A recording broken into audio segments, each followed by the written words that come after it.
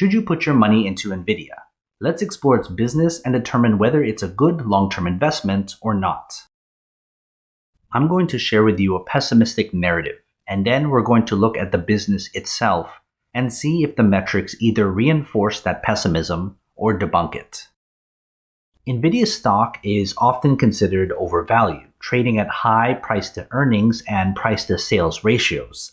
This could limit future upside potential, especially if growth slows down or the broader market pulls back. Nvidia's revenue is heavily reliant on its GPU sales. If competition intensifies or demand for GPUs declines, it could negatively impact the company's financial performance. Nvidia faces strong competition from companies like AMD, Intel, and even tech giants like Apple, which are developing their own chips. Increased competition could pressure margins and market share. The semiconductor industry is cyclical, meaning demand for Nvidia's products can fluctuate based on broader economic conditions. During downturns or supply gluts, Nvidia's earnings could suffer. Nvidia relies on complex global supply chains, and any disruption in chip production, raw materials, or global logistics could negatively impact its ability to meet demand, hurting revenue. As a global company, Nvidia is exposed to geopolitical tensions, especially between the US and China, where a significant portion of its sales come from. Export restrictions or tariffs could impact Nvidia's ability to do business in key markets. Nvidia's stock price has experienced significant volatility, especially in recent years due to market conditions, tech sector swings, and news around its business or industry. This can come at a risky investment for those seeking stability. Nvidia is seen as a key player in AI, but much of its stock valuation is driven by future expectations of AI growth. If the AI sector doesn't deliver on these high expectations, Nvidia's stock could see significant corrections. Nvidia has been investing heavily in research and development, expanding data centers, and entering new markets like automotive and AI. While this is a positive for growth, it could lead to rising costs and lower profitability in the short term. Nvidia's reliance on certain sectors such as gaming, AI, and cryptocurrency mining, making it vulnerable to downturns or regulatory changes in these industries. For example, cryptocurrency market fluctuations could decrease demand for GPUs used in mining. Okay, that gives us our pessimistic narrative. But what do the numbers actually say about the business? We can see here the company's financial health. Based on its earnings growth, which ideally we want to be at 20% or better, its profit margins, which we want to be at 40% or better, its operational effectiveness, which we want at 80% or better, its average employee value, which we want at $400,000 or higher, and its debt stated on its quick ratio, which we want at 2.5 or better. We then can determine how robust the business is.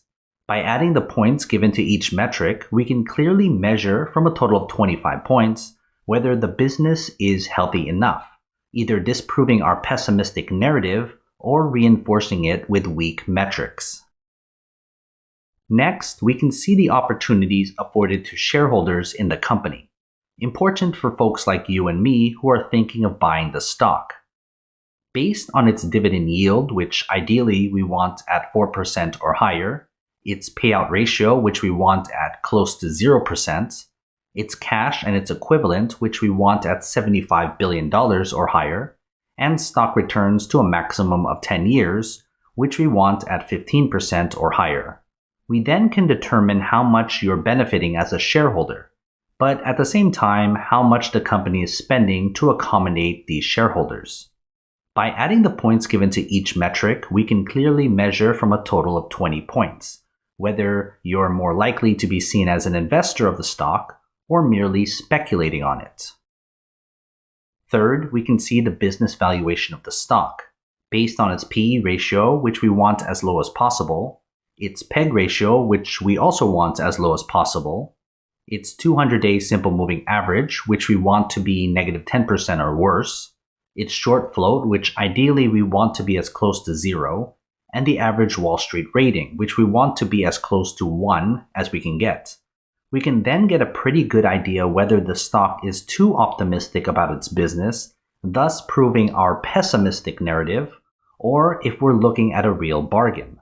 By adding the points given to each metric, we can clearly measure from a total of 25 points.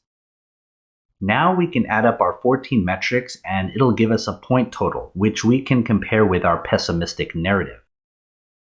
Based on a 0 to 70 point scale, we total our metrics to get us our business grade. If the number is above 35, which is an average business, we have successfully disproven our pessimistic narrative, making the company a good business to own. But if that number is further down the point scale, we can be justified in saying that our pessimistic narrative can be justified based on the numbers the company is putting out. Next, we're going to determine the company's intrinsic value. I base the intrinsic value on my 30-year intrinsic value model, which incorporates a 10% margin of safety. Since I only look for long-term investments, the longer I project out, the more certain I can be of the numbers, since I assume after 10 years, the company begins to accelerate its decline to the point where it's slowing by 5% every year until the end of time, which makes a more conservative estimate. So based on my model, we can see the stock's intrinsic value as well as its relative value compared to its current price as of this video. The scale is from 0 to 100, with 50 points being a fairly priced stock, and anything over that means the stock is undervalued relative to its current price. I do put some stock into the intrinsic value, but only 10% of my analysis accounts for it. It's important because I do believe that the intrinsic value is subjective on your belief in the company's future, whether you're overly optimistic or if you're extremely bearish on it. This is mostly a baseline number you can anchor to. Before we continue, join my Patreon. You'll get access to every grade for every company I've analyzed. It's updated all the time.